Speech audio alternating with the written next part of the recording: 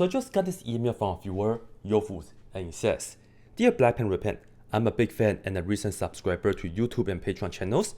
Here I have a pretty unusual question. Square root of a plus square root of a plus square root of a, and notice that's a nested square root, and that's equal to 128. And we're going to find out what's the value for floor of a. And of course, no calculators are allowed.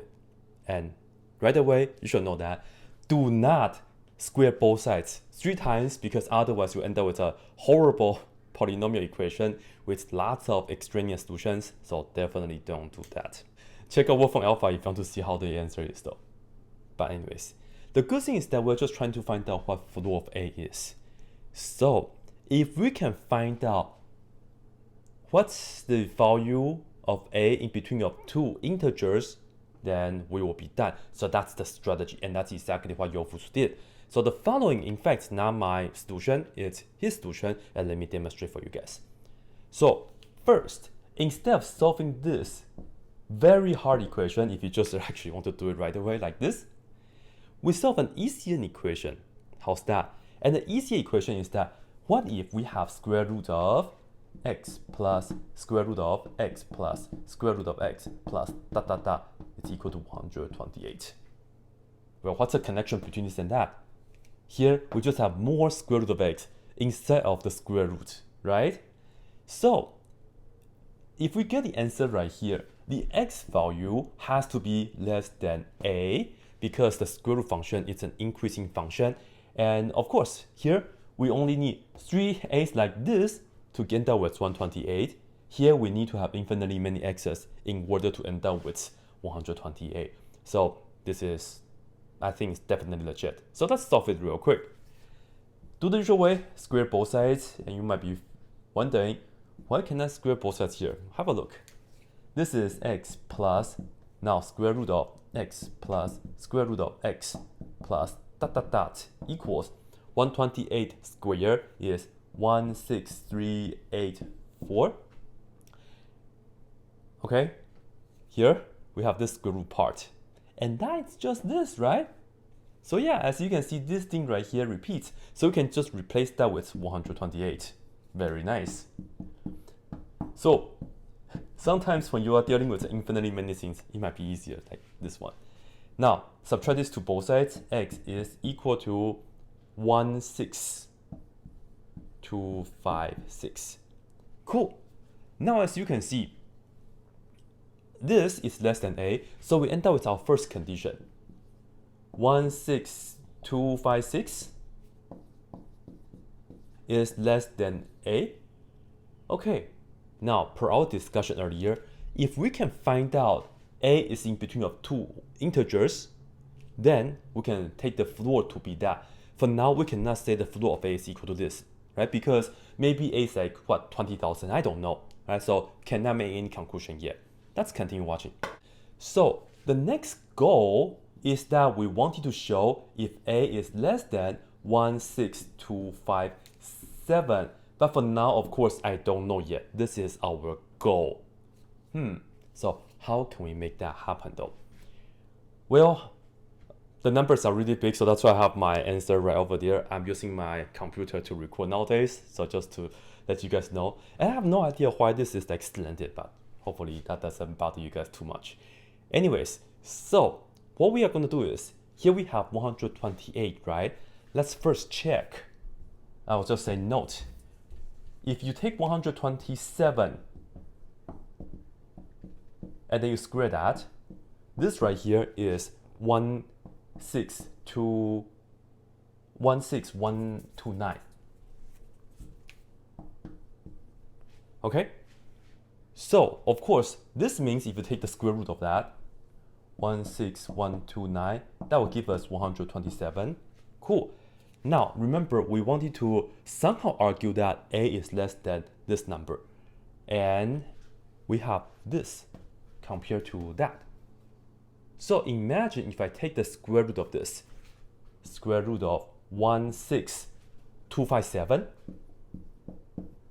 Well, have a look. 16129 square root is equal to 127. square root is an increasing function, so the bigger the inside, the bigger the output. So right here we can say this thing is greater than 127. Okay, so now what though? Now the rest is just really cool, so let's have a look.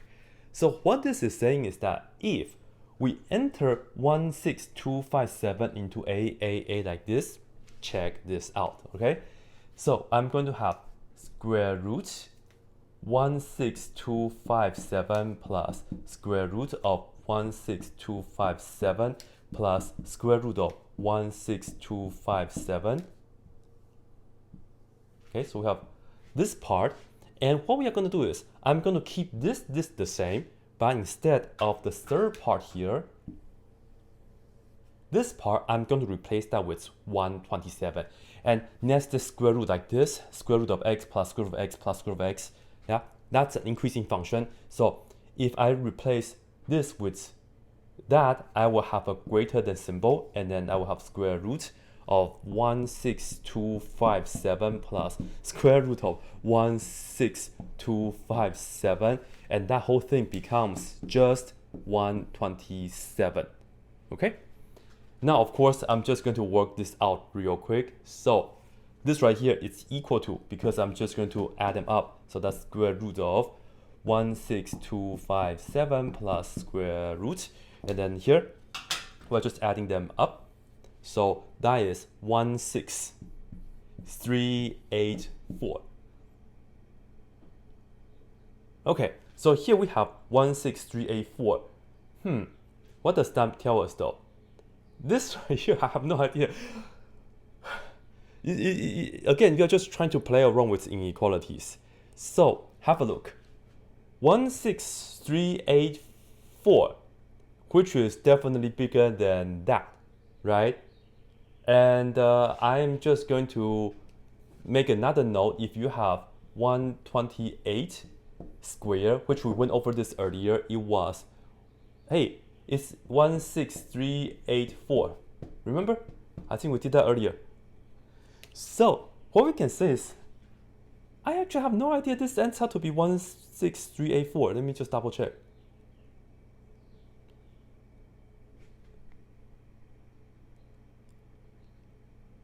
Eh?